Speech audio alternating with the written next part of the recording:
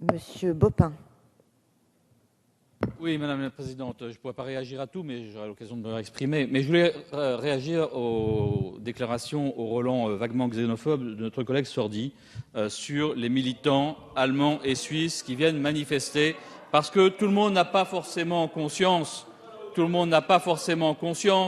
que les vents dominants,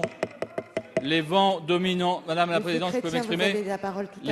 Les vents dominants à Fessenheim sont des vents qui vont en direction de l'Allemagne. Ce n'est pas par hasard si les Allemands, en effet, sont particulièrement préoccupés par cette centrale vétuste, par cette centrale qui se situe sur la nappe phréatique la plus importante d'Europe. Et donc, s'il y a un accident nucléaire à Fessenheim, en effet, s'il y a un accident nucléaire à Fessenheim, les Allemands seront concernés. Et c'est la collègue de Madame Merkel, votre amie Madame Merkel, la ministre de l'Environnement allemande, qui a écrit à Ségolène Royal pour demander qu'on arrête la centrale de Fessenheim. Et d'ailleurs, François Braun pourrait témoigner que lorsque nous sommes allés avec la Commission des affaires économiques au Bundestag, le représentant du gouvernement allemand a dit qu'il serait bien heureux si on fermait la centrale de Fessenheim. Donc oui, de fait, en effet, les nuages radioactifs ne s'arrêtent pas aux frontières. Et en effet, nos collègues allemands et suisses sont préoccupés par cette centrale vétuste et dangereuse. Et c'est ce que je souhaitais dire. Je souhaiterais dire aussi à Monsieur Le Déaut qu'il ne faudrait pas mélanger. Il y a 2 articles dans cette loi.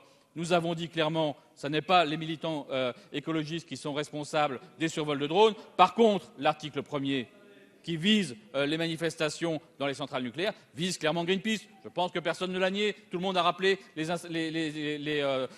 manifestations de Greenpeace. Et nous ne nions pas que Greenpeace souhaite faire des manifestations, bien évidemment. Mais on y reviendra dans le débat. Mais franchement, un peu de rigueur dans les arguments, Monsieur Le Déaut.